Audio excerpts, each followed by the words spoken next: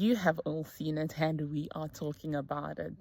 The paper published by The Lancet about the renaming of polycystic ovarian syndrome to polyendocrine metabolic ovarian syndrome.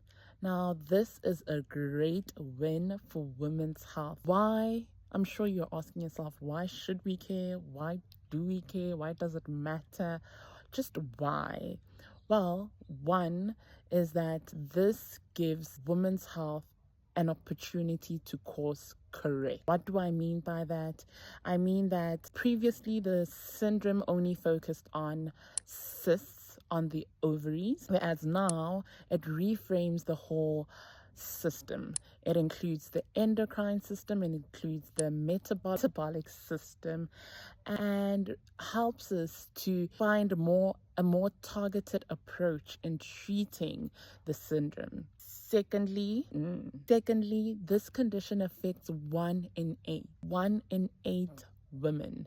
That is approximately 170 million people around the world are living with EMOA. That means that it being a condition that you don't need to know about is kind of not a reality anymore.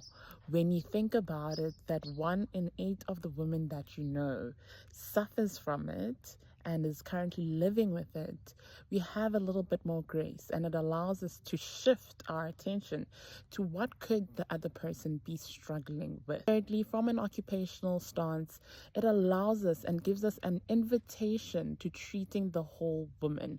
What are we looking at? We're not just looking at the fact that it's a syndrome that is involved in the ovaries anymore, but we are looking at whether her fatigue is due to insulin dysregulation, whether the brain fog that exists, or the mood disturbances, or even the skin and hair changes. Could they be something that is not gynecological? So we need to look. It allows us to really reframe what women's health is, that it's not just about the vagina, but about the whole system, how the whole body works. So I appreciate this win. I call it a win. Yes, it's a win. This win for women's health. It's a giant leap.